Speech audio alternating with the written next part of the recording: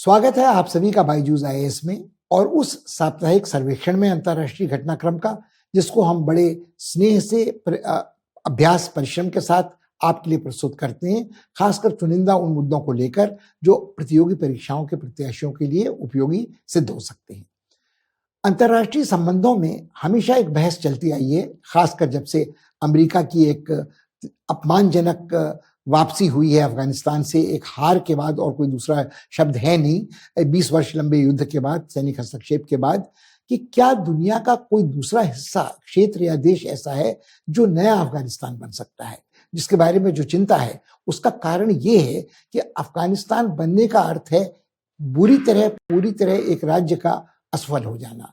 वहां अराजकता फैल जाए, वहां गृहयुद्ध की परिस्थितियां तैयार हो जाएं, वहां आतंकवाद की शरणस्थली बनने लगे, उसका दिवालियापन कगार तक पहुंचा चुके उसको, और वह देश मानवीय संकट को जन्म दे चुका हो, दुर्भिक्ष के कारण, कुपोषण के कारण। और इन सब बातों से मिला जुला जब अमेरिका जैसी महाशक्ति अफगानिस्तान से पीछे हटने को रण क्षेत्र को बाध्य हुई थी, तो क्या दुनिया में कई ऐसे और क्षेत्र हैं? और इस संदर्भ में हमारा ध्यान पिछले हफ्ते की कुछ घटनाओं ने सीधे आकर्षित किया है अफ्रीकी महाद्वीप के पश्चिमोत्तरी छोर की ओर और उस प्रदेश की ओर, उस पट्टी की ओर जो साहिल अफ्रीका कहलाता है, साहिल प्रदेश कहलाता है, जो अटलांटिक महासागर से लाल सागर तक, नाइजीरिया से लेकर के सेनेगल से लेकर के बुर्किना फासो से लेकर के आता है सीधे इथियोपिया, एरिट्रिया और हॉर्न ऑफ अफ्रीका के क्षेत्र तक। अब यहाँ क्या समस्या है, उसके पहले हम ये देख लें कि वो घटना क्या थी जिसने हमारा ध्यान इस ओर आकर्षित किया।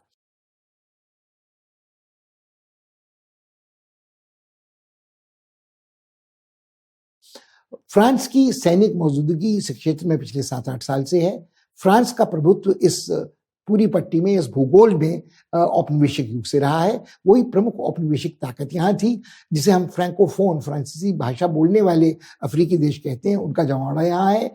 और पूर्व गौरांग महाप्रभु फ्रांस आज भी ये समझता है कि ये उसका स्वाभाविक प्रभाव क्षेत्र है, स्फीयर ऑफ इन्फ्लुएंस जिसे अंग्रेजी में कहते हैं। तो मैक्रोन के पहले से 7-8 साल पहले से फ्रांसीसी सैनिक लगभग 5-6 हजार यहाँ मौजूद हैं। इनके अलावा संयुक्त राष्ट्र के तत्वावधान में तैनात 15-16 हजार सैनिक हैं जो बहुराष्ट्रीय अनेक देशों से लाकर यहाँ तैनात किए गए हैं। और आज अफवाह ये है कि लगभग 1000 भाड़े के सैनिक, मर्सिनरीज जिन्हें कहते हैं, रूस के भी यहाँ काम कर रहे हैं, जिनको वैगनार नाम की एक ठेकेदार कंपनी यहाँ तैनात करती है। अभी इसकी पुष्टि है कि इतने ही लोग हैं। तो एक तरह से अगर आप देखें तो संयुक्त राष्ट्र यहाँ मौजूद है, उसकी सैनिक उपस्थिति मौजूद है शांति बरकरार रखने के लिए। यहाँ फ्रांसीसी हैं बागियों से लड़ने के लिए, इस्लामी कट्टरपंथियों का मुकाबला करने के लिए। और यहाँ रूसी उपस्थिति भले ही सरकार की ओर से न हो, मगर ये कल्पना करना कठिन है कि कोई भी रूसी कंपनी भाड़े के सैनिकों को यहाँ तैनात करने वाली ऐसी हो सकती है जो पुतिन की इच्छा के विरुद्ध, उनके आदेशों की लापरवाही करते हुए, उनको नजरअंदाज करते हुए यहाँ आने का दुस्साहस करे। अभी जो वैगनार वाले भाड़े के सैनिक हैं रूसी, इनकी बड़ी कुख्याति है। ये पहले इनका जिक्र सुनने को मिला था जब रूस का तनाव बढ़ रहा था यूक्रेन के साथ, क्रीमिया में उसका हस्तक्षेप हो रहा था। उसके बाद से इनकी उपस्थिति सीरिया में भी देखी जा चुकी है, इनकी उपस्थिति लीबिया में भी देखी जा चुकी है, और मोजाम्बिक में इनकी उपस्थिति देखी जा सकती है। और अफ्रीका में भी कई जगह इनके जो आचरण को लेकर इस तरह के सवाल उठाए जाते रहे हैं कि ये बड़े निर्मम निष्ठुर लोग होते हैं, मानवाधिकारों का उल्लंघन करते हैं, हर कीमत पर, जैसा भाड़े के सैनिक करते हैं कि अपने ही लिए वो लड़ रहे होते हैं, उसको भले मुखौटा वो किसी क्रांति के लिए लड़ने का कहते हों, या किसी नवोदित राष्ट्र की रक्षा का कहते हों, या उनका प्रगतिशील कोई तेवर होता हो जिससे कहें कि वो इस्लामी कट्टरपंथी के विरुद्ध संघर्ष कर रहे हैं। तो ये सारे अनेक रण क्षेत्रों में ये अपने पराक्रम दिखला चुके हैं, और इनको पर्दे के पीछे से समर्थन रूसी राज्य का, पुतिन की सरकार का मिलता रहा है, कभी हेलीकॉप्टर, कभी वायुसेना का कवच आदि। अब इनका चर्चा हम विस्तार से करेंगे कि रूस की इनके जरिए किस तरह की मौजूदगी इस क्षेत्र में है, मगर उसके पहले शायद हमें थोड़ा विचार ये करना चाहिए कि अभी हाल हुआ क्या था। फ्रांस का एक कॉन्वॉय, एक सैनिक गाड़ियों का दस्ता रसद लेकर, कुछ राहत सामग्री लेकर आ रहा था बुर्किना फासो, सेनेगल, निजर, माली होता हुआ चाड तक। रास्ते में इसका प्रतिरोध किया गया, सशस्त्र प्रतिरोध किया गया, इसके आगे बढ़ने के मार्ग में बाधाएं पहुंचाई गई, 2-3 दिन का विलंब हुआ और उसके बाद हमलावरों ने हथियारबंद हमला किया। फ्रांसीसियों को अपनी रक्षा में, उनका ये कहना है, वो गोली चलानी पड़ी, जिसमें 5-6 जानें गईं। ये संख्या अपने आप में बहुत बड़ी नहीं है, मगर यदि आप उस माहौल को देखें कि जो आज फ्रांस यानी पुरानी औपनिवेशिक ताकत के प्रति एक गुस्सा है, आक्रोश है इस पूरे प्रदेश में और खासकर माली में, उसको देखते हुए फ्रांस की स्थिति यहां और भी अब संकटपूर्ण होती नजर आती है।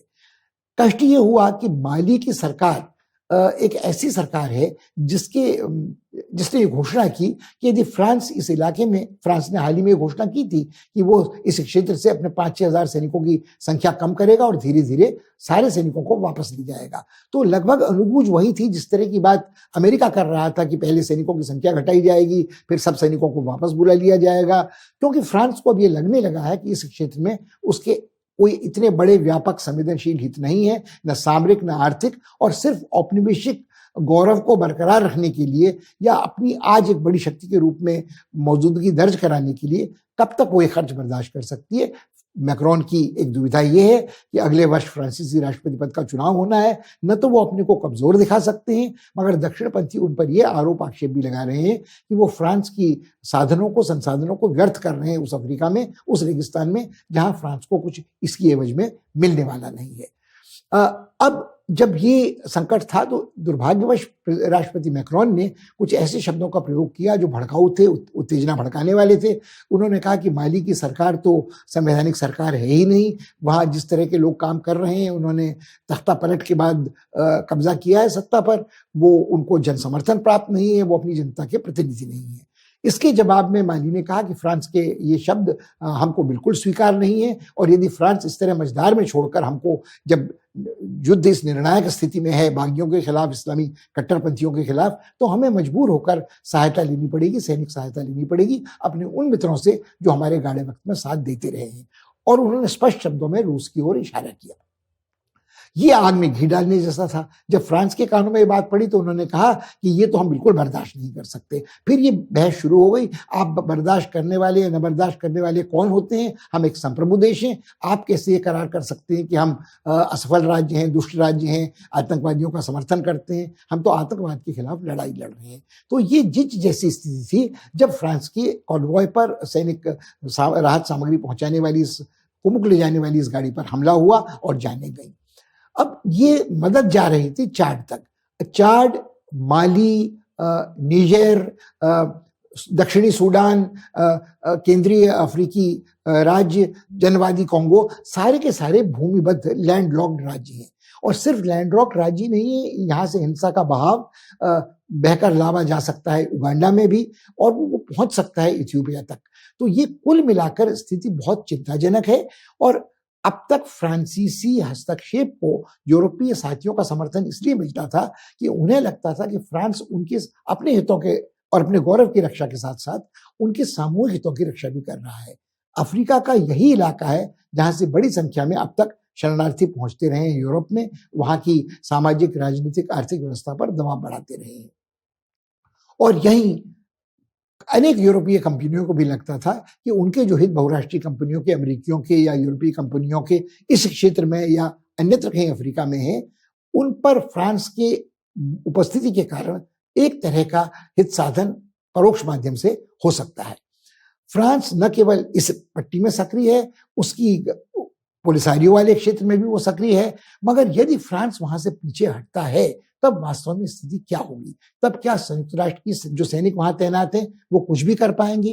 वो खुद भी संकटग्रस्त हैं। इसके पहले भी हमले हुए हैं, संयुक्त राष्ट्र के अधिकारियों पर हमले हुए हैं, कुछ की जानें गई हैं, कुछ को धोखे से मारा गया है। और ये जो वहां बागी काम करते हैं उनकी पहचान बड़ी विचित्र है। उनमें से कुछ इस्लामी कट्टरपंथी अपने को कहते हैं, जो अलकायदा के छुटपुट खंडित टुकड़ों का हिसाब है, मगर वो अपने नाम बदलते रहते हैं, बोको हराम से लेके अल शबाब तक, नाइजीरिया से लेकर के सोमालिया तक। मगर जो हकीकत है कि वो कभी भी जुड़कर फिर एक हो सकते हैं। जिस तरह से छोटे छोटे पारे के कण अगर उनको ठीक तिल मिल जाए तो मिलकर एक बड़ा गोला बना लेते हैं।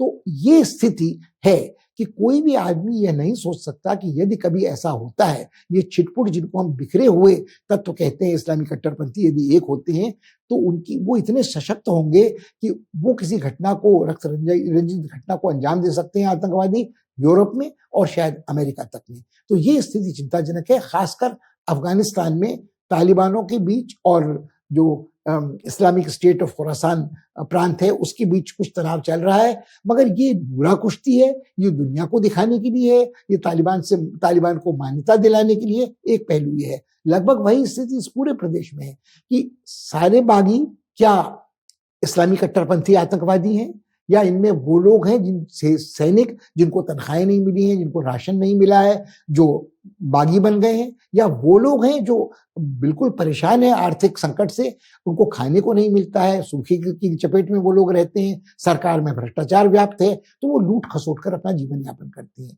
इसके अलावा आदिवासी जनजातियों में जो कबायली संघर्ष है वो भी इसमें ध्वनित होता है। तो जो भ्रष्ट सत्तारूढ़ श्रेष्ठ वर्ग है वो अपने को बचा के रखता है सेना की कवच से राजधानी में, और या वहां जहां तेल शुदा कारखाने हैं जैसे नाइजीरिया में, निजर में, या अन्यत्र जहां थोड़ा बहुत ऐसे संसाधन है जिनका दोहन बाहरी शक्तियां कर सकती हैं, बहुत बड़े पैमाने पर नहीं मगर यहाँ के श्रेष्ठ वर्ग को संतुष्ट रखने के लिए, यहाँ की सरकारों को संतुष्ट रखने के लिए। चाड, जिसके साथ फ्रांस के आज भी संबंध बड़े मधुर हैं, स्वयं एक ऐसी तानाशाही है, वंशवादी तानाशाही, जो अपने को बरकरार रखे हुए है लगभग 30 वर्षों से। एक तख्तापलट के बाद, तख्तापलट देबी नाम के एक जनरल ने किया था जिनके साथ बड़ा अच्छा सहयोग फ्रांस का था, मैक्रोन का था, मगर उनके पुत्र ने जब उनके देहांत के बाद सत्ता ग्रहण की तो 2 संवैधानिक तख्तापलटों के साथ उन्होंने अपने वंशवादी तानाशाही को स्थायी रूप देने का प्रयास किया है।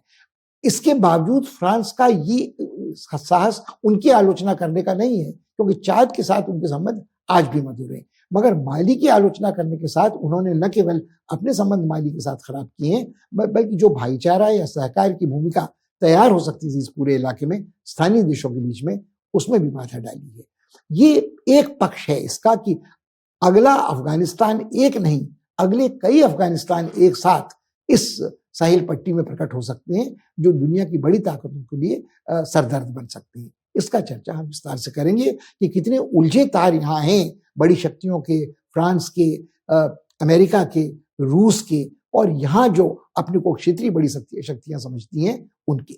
और कहीं ना कहीं इसका एक पहलू, एक आयाम कट्टरपंथी इस्लाम और शरणार्थी समस्या से भी जुड़ता है।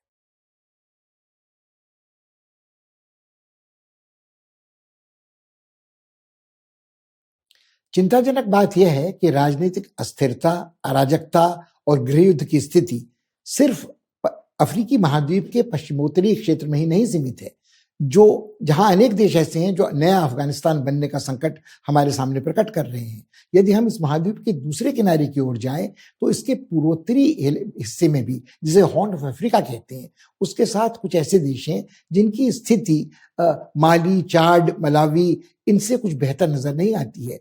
यहाँ उतना विस्फोटक इस्लामी आतंकवाद नजर नहीं आता, छोड़कर सिर्फ सोमालिया को, मगर यहाँ की स्थिति भी बिखराव की, विखंडन की, इन राज्यों के असफल राज्यों में बदलने की बहुत गंभीर होती जा रही है। और ये अलग थलग नहीं है, कहीं ना कहीं एक देश का उदाहरण है सूडान का, तो सूडान एक ऐसा देश है जो केंद्रीय अफ्रीका की ओर दक्षिणी सूडान की तरफ भी जाता है और वो साहेल इलाके को भी प्रभावित करता है।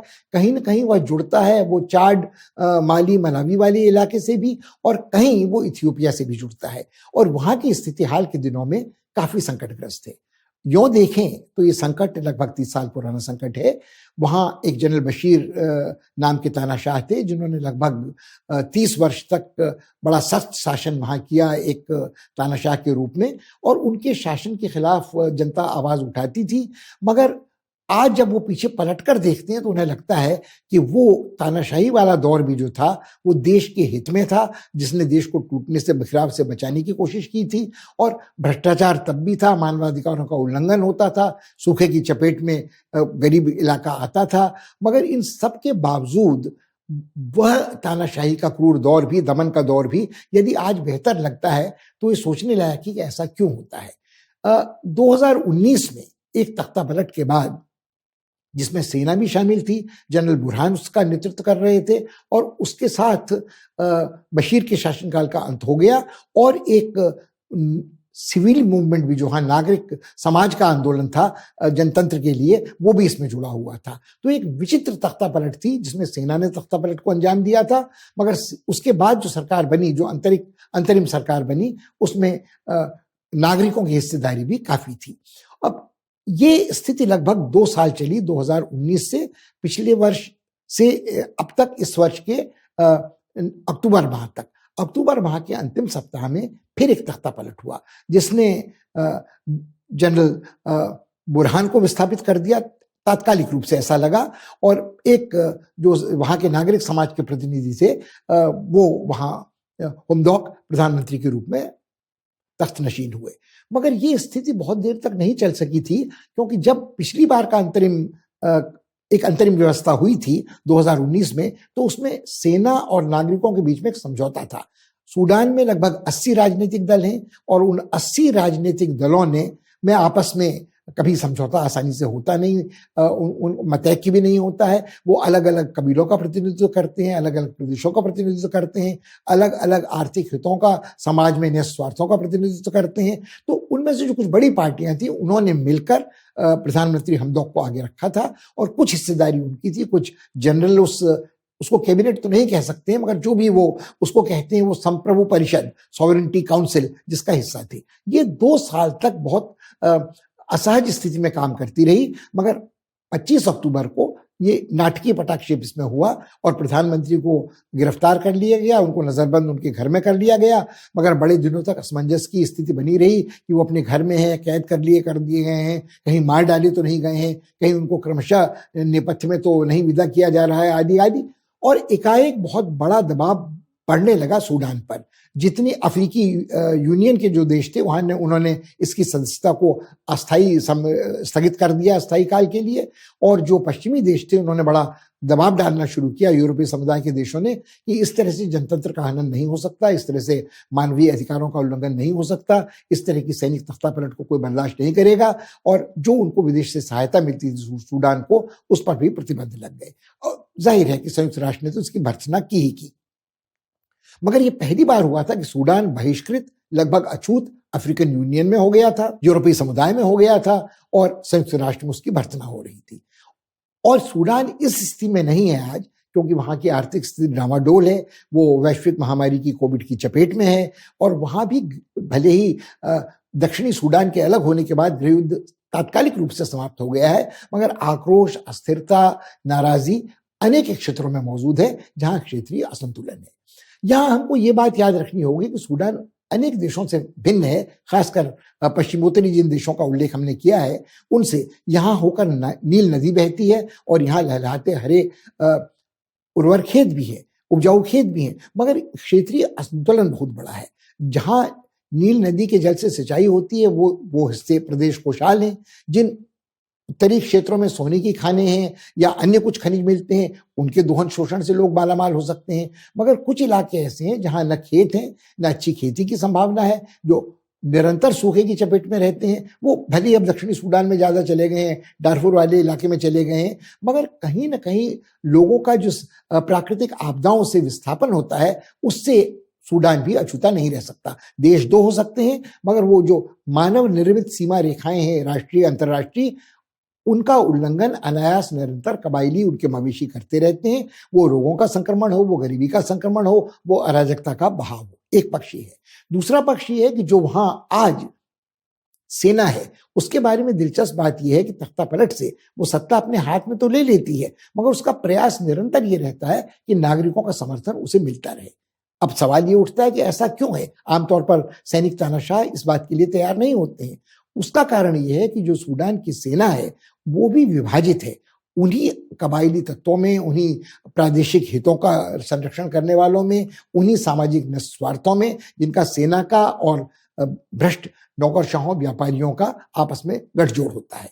जैसे वहां एक सैनिक संगठन है, मिलिशिया है, जिसका नाम है रैपिड सपोर्ट फोर्स। और ये रैपिड सपोर्ट फोर्स अपने को कहता सूडान की सेना का हिस्सा है, मगर उसके आलोचकों का कहना है जो उसके कमांडर हैं वो वास्तव में पर्दे के पीछे सूडान के सबसे सशक्त व्यक्ति हैं, और उन्हीं के इशारे पर जो जनरल बुरहान है वो सारे कामकाज करते हैं।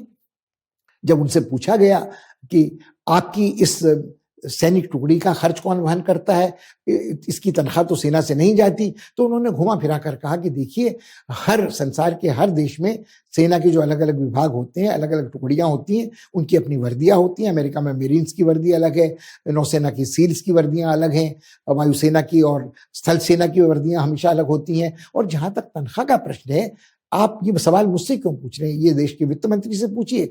इनको सरकार, सूडान की सरकारी तनख्वाह देती है, मगर लोगों का मानना है कि ये अपने निजी संसाधनों से इस निजी सेना का पालन पोषण करते हैं, और ये सेना इतनी बड़ी तादाद में पहुंच चुकी है कि खार्तूम के निकट संवेदनशील ठिकानों की रक्षा या उन पर कब्जा करने का जो साधन है वो इसके पास सुलभ है। और सेना के भीतर इन विभाजनों के कारण, महत्वाकांक्षी जनरलों के बीच फूट की संभावना के कारण, हर महत्वाकांक्षी जनरल, हर ऊंचे पद पर पहुंचा सेना नायक चाहता है कि नागरिक समाज का समर्थन उसे प्राप्त हो, और कम से कम जो राजधानी खार्तूम है, बड़ा शहर है जहां से होकर रास्ता गुजरता है पोर्ट सूडान तक, जो एकमात्र बंदरगाह है इस इलाके का, पड़ोसी देश भी जो भूमिबद्ध हैं उसी के जरिए वहां तक पहुंचते हैं।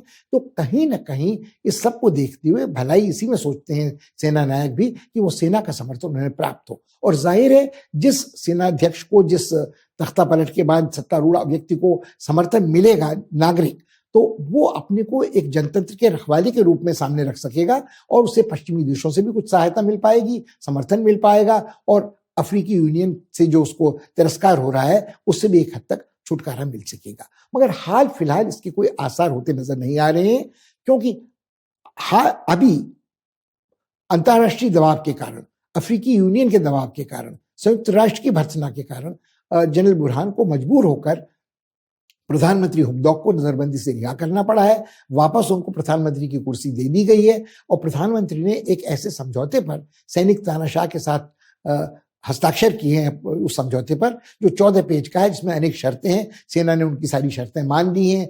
पिछली बार जब तख्ता पलट 2019 में हुई थी, तो जो सेना ने गोलियां चलाई थी शांतिपूर्ण प्रदर्शनकारियों पर, उसमें लगभग 90 लोगों की जानें गई थी, 80-87 लोग मारे गए थे, अनेक घायल हुए थे। तो क्या उसके दोषियों की जांच होगी? तो इस जांच को स्वीकार कर लिया गया है। भले ये जांच सेना के अनुसार एक स्वाधीन समिति कर रही है, तो ये कल्पना करना कठिन है कि सेना द्वारा नियुक्त सेना का हिस्सा रहते हुए भी उससे अलग होने का दावा करती हुई ये समिति उन अपराधियों को दंडित करेगी जो सेना के वर्दीधारी अधिकारी तब थे। खैर, बहरहाल एक तो शर्त ये थी। और जहां तक प्रधानमंत्री के समर्थकों का सवाल है, उन्हें लगता है कि प्रधानमंत्री ने विश्वासघात किया है, क्रांति के साथ बेवफाई की है। अब ये क्रांति शब्द भी सूडान के संदर्भ में बड़ा विचित्र है। ये कौन सी क्रांति है? क्या ये समाजवादी क्रांति है? क्या इस क्रांति का कोई इस्लाम से लेना देना है? या इस क्रांति की कोई अफ्रीकी जो मुक्तिकामी अभिलाषा है उससे कोई लेना देना है? मगर ऐसा अफ्रीका के अनेक देशों में हुआ है कि वो इजिप्ट हो, या वो लीबिया हो, या वो अल्जीरिया हो, वहां जब कोई क्रांति की बात करता है तो एक विचारधारा का सवाल सामने आता है। मगर सूडान में कमोबेश कभी वामपंथी लोक लुभावन नारे भले उठाए जाते हों, मगर सूडान की क्रांति, कोई सूडानी क्रांति का जिक्र आप करें तो वो तख्ता पलट से बढ़कर आगे नहीं निकलती है।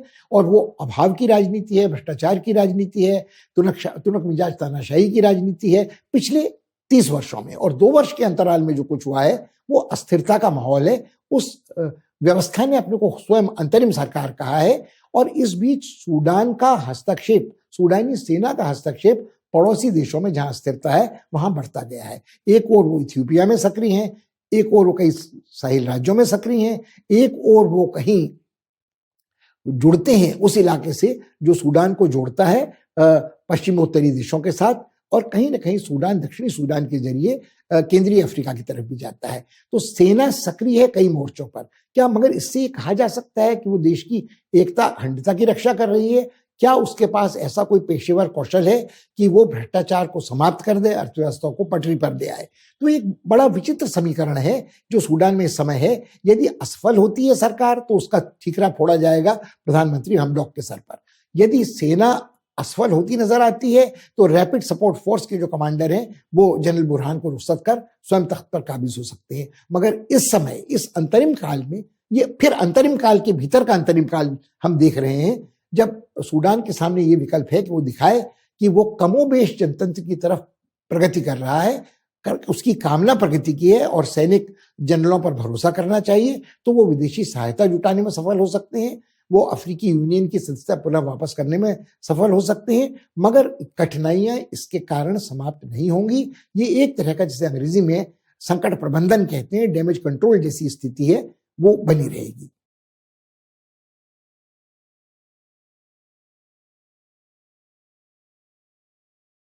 एक बार और याद रखने की जरूरत है कि इस संकट के विस्फोट के पहले एक ग्रैंड रेनेसा डैम के निर्माण को लेकर एक मुठभेड़ शुरू हो चुकी थी सूडान और इथियोपिया के बीच में।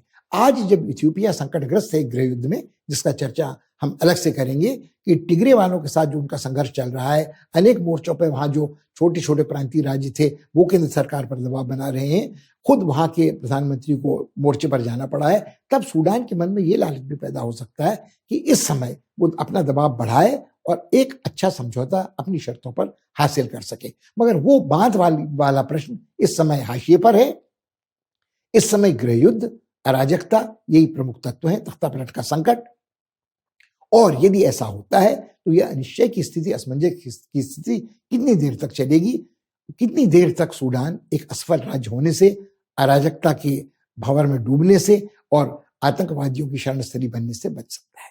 अगर हम इथियोपिया की तरफ लौटें तो हमको ये बात बड़ी विचित्र लगती है कि अभी 2-3 साल पहले तक ही ये जगह कितनी संभावनाओं से भरी पूरी नजर आती थी।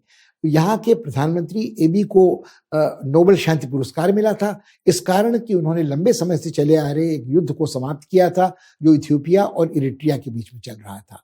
वो खुद अनुभवी अंतर्राष्ट्रीय संबंधों के अध्येता रहे हैं, अंतर्राष्ट्रीय कानून की जानकारी उन्हें है। उनके राजनयिक अनुभव को देखते हुए लोगों को लगता था कि वो एक ऐसे टेक्नोक्रेट हैं जो अपने देश को बहुत शीघ्र आधुनिक और विकसित बना सकेंगे। इथियोपिया के साथ कुछ और अच्छी चीजें थी, अच्छी संभावनाएं थी। इथियोपिया दूसरी सबसे बड़ी आबादी वाला देश है अफ्रीकी महाद्वीप का। एक लंबे समय तक वहां 1000 साल तक एक ऐसा साम्राज्य बरकरार रहा था जो द्वितीय युद्ध में, प्रथम विश्व युद्ध में भी बरकरार रख सका था अपने को, कुछ सहकार कर इतालवियों के साथ। औपनिवेशिक दौर में फ्रांसीसी और इतालवी प्रभाव से उसका आधुनिकीकरण हुआ था और ये एक ऐसा देश था जहां से बहकर जीवनदायिनी नदी नील बहती थी और इसका हिस्सा खुशहाल भी था। अभी इस संकट के उत्पन्न होने के कुछ समय पहले रेनेसाबाद के निर्माण की महत्वाकांक्षी योजना यहाँ सुझाई जा रही थी। तो इथियोपिया की राजधानी एडिस अबाबा एक बहुत खूबसूरत शहर था, ये भूमिबद्ध नहीं था, यहाँ विविध धर्मों के अनुयायी एक साथ शांतिपूर्ण सहस्तित्व में रह रहे थे। ईसाई यहाँ की आबादी यहाँ थी, मुसलमान यहाँ थे, कबायली यहाँ अनेक तरह के थे और एक संघीय प्रणाली में ये राज्य चल रहा था। तो ये सारी संभावनाएं थी जो एबी के मार्ग को प्रशस्त करती थी। मगर हुआ कुछ बिल्कुल विचित्र, बहुत नाटकीय तरीके से ये एक शोकांतिका, दुखद त्रासदी में बदल गया। इथियोपिया की संभावनाओं का एक दुस्वप्न में बदलना इस कारण हुआ कि यहाँ की आबादी का 6% टिग्रे के लोगों का है। मगर आबादी का भले ही छोटा हिस्सा वो रहे हों, यहाँ की राजनीति में, यहाँ की सेना में लगभग 25 वर्ष से उनका एक आधिपत्य रहा था। जब एबी प्रधानमंत्री बने तो उन्होंने, वो इस कबीले के नहीं है, उन्होंने एक सुनिश्चित योजना के अनुसार तिग्रे के प्रभाव को कम करना शुरू किया। सेना, उनके सेना नायकों को सेना से मुक्त किया गया, दूसरे पदों पर लगाया गया, सैनिकों के हथियार समर्पित करा लिए गए, उन्हें वापस अपने प्रांत में भेज दिया गया और इसके साथ ही उनका वर्चस्व संसद में और राजनीति में समाप्त हो गया। इस सारे घटनाक्रम से टिग्रे वाले तिलमिला रहे थे। मगर ये स्थिति अभी असहज बनी हुई थी और एबी को ये लगता था कि वहां के जो अन्य प्रदेश हैं, अन्य कबीले हैं, उनको अपने साथ लेकर आफ्रा को, आपरा को, ओबरा को लेकर वो चलेंगे तो शायद वो टिग्रे वालों के असंतोष को बर्दाश्त कर लेंगे, संतुलित कर लेंगे। मगर टिग्रे वालों ने पिछले 2 वर्षों में निरंतर अपने संतोष को आक्रामक तेवर दिए हैं। जब 2 वर्ष पहले एबी ने घोषणा की कि जो चुनाव होने थे वो स्थगित किए जा रहे हैं कोविड के कारण, तो तिग्रे वालों ने कहा नहीं, आप इन चुनावों को सिर्फ इसलिए स्थगित कर रहे हैं कि आपको पता है कि आप इन चुनावों को जीत नहीं सकते, आपका बहुमत कम हो जाएगा और आपकी सत्ता डामाडोल हो जाएगी। उन्होंने केंद्र सरकार की हिदायतों का को नजरअंदाज करते हुए चुनाव करवाए। निश्चित रूप से परिणाम उनके अपने पक्ष में थे। इस बात को एक तरह से अलगाववाद की ओर जाने का संकेत माना गया। अब जो यहाँ का इथियोपिया का संविधान है वो संघीय संविधान है और उसका एक प्रमुख दिलचस्प पहलू ये है कि उसके जो घटक राज्य हैं उनको अलग होने का अधिकार भी इस संविधान में दिया गया है। मगर टिग्रे वाले एलानिया अपने को अलग नहीं कर रहे थे, मगर उनकी जो गतिविधियां थी उनसे बिल्कुल ये साफ था कि वो केंद्र सरकार का अनुशासन मानने को तैयार नहीं है।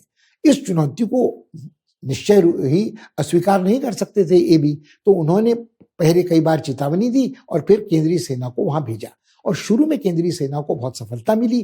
टिग्रे की प्रांतीय राजधानी मकले पर उन्होंने कब्जा कर लिया और जो टिग्रे पीपल्स लिबरेशन फ्रंट का मिलिशिया था उनको धीरे धीरे पीछे हटना पड़ा पहाड़ियों की ओर और रेगिस्तानी उजाड़ की ओर। मगर 6 महीने में स्थिति बदल गई। एबी दावा कर रहे थे कि स्थिति सामान्य हो जाएगी, वो टिग्रे वालों को वापस सुलह का हाथ बढ़ाएंगे, पेशकश करेंगे उनके लिए। मगर 6 महीने में जो टिग्रे पीपल्स लिबरेशन फ्रंट के सैनिक थे, बागी थे, उन्होंने जीत हासिल करना शुरू किया। वो धीरे धीरे तेजी से बढ़ते आए, उन्होंने गंवाई हुई जमीन पर कब्जा कर लिया और केंद्रीय सेनाओं को पराजित करना शुरू किया। इसका एक कारण ये था कि टिग्रे के जो सैनिक थे, टिग्रे वो जो पहले सेना से निकाले गए थे, अलग किए गए थे, वो अधिक अनुभवी थे, उनको युद्ध का अधिक अनुभव था और जो केंद्रीय सेना थी उसका मनोबल निरंतर गिर रहा था।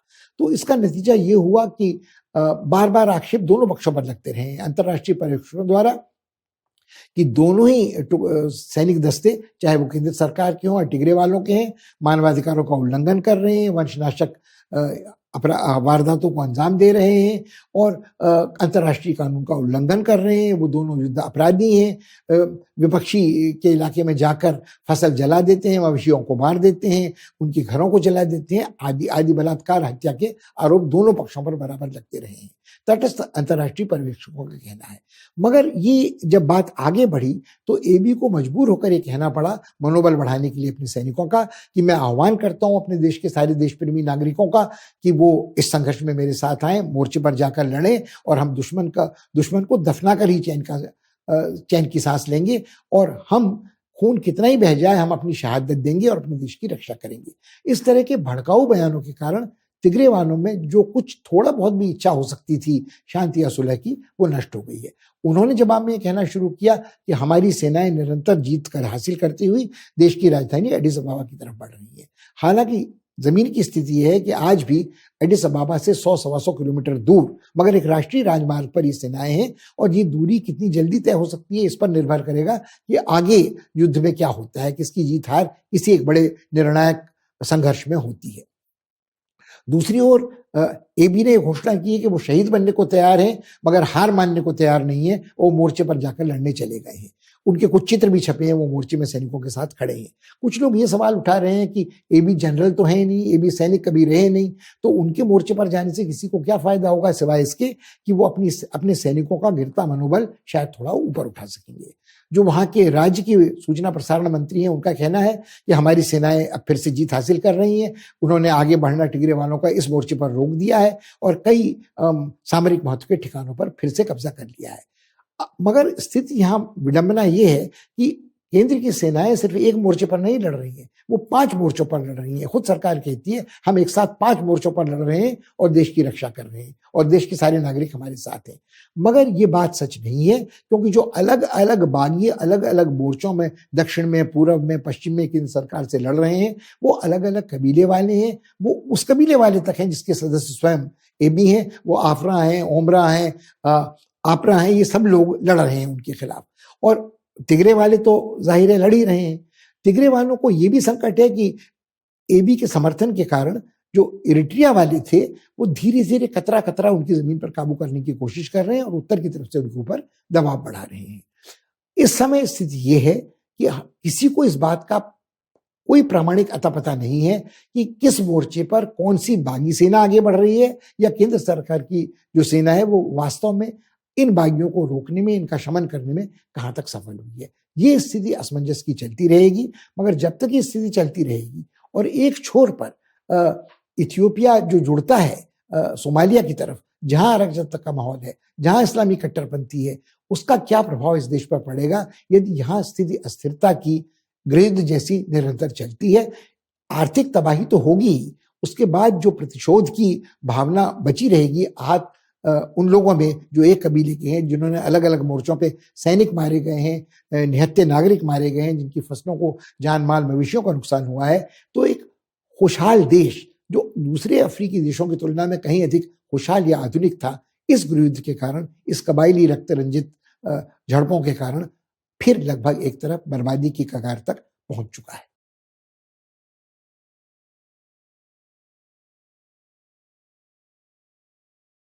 अब सोचने का प्रश्न ये है कि भारत इस स्थिति में अफ्रीकी महाद्वीप की ओर किस तरह की नीति अपनाए। ये समस्या सिर्फ जहां से हम तेल लेते हैं नाइजीरिया, या जहां से हम खाद्य सुरक्षा के लिए एक समय सोचते थे इथियोपिया, वहां तक सीमित नहीं है। वो भारत जो हट रहा है कि वो शांति की रक्षा के लिए बहुराष्ट्रीय राष्ट्र संघ के सभी प्रयासों का समर्थन करता है, सन 60 के दशक में जैसा उसने कोंगो में किया था, क्या ऐसी कोई पेशकश या पहल नहीं कर सकता है?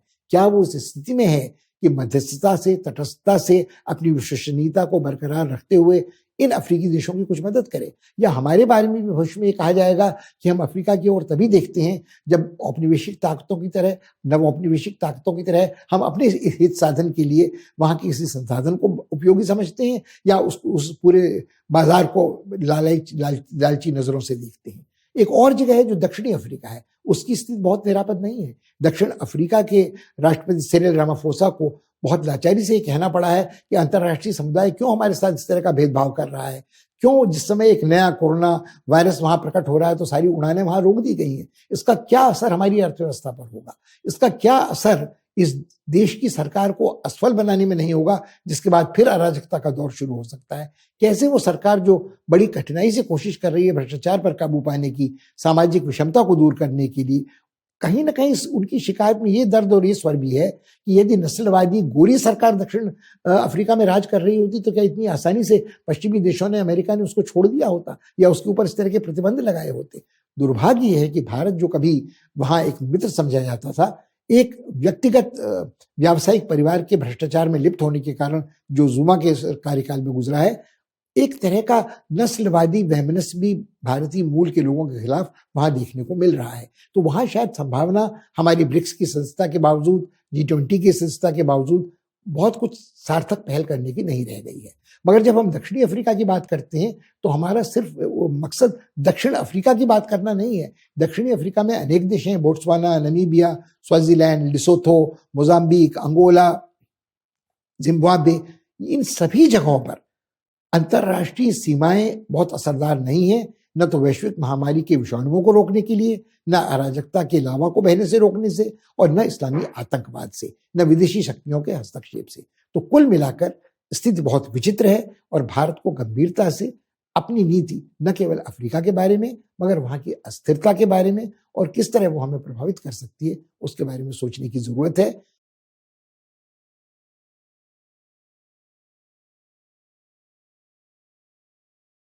इस बार इतना ही। हमारा अनुरोध है कि कई बातों पर आप पुनर्विचार करें, उन्हें दोहराएं और अपनी राय बनाने की कोशिश करें। स्थिति अस्थिर है मगर अंतर्राष्ट्रीय राजनीति में, अंतर्राष्ट्रीय संबंधों में स्थिति अक्सर अस्थिर ही रहती है। जरूरत है ऐतिहासिक पृष्ठभूमि में व्यापक परिप्रेक्ष्य में इसे समझने की और भविष्य की संभावनाओं का आकलन करने की। अगले सप्ताह आपसे फिर मुलाकात होगी, तब तक के लिए विदा दीजिए। धन्यवाद, नमस्कार।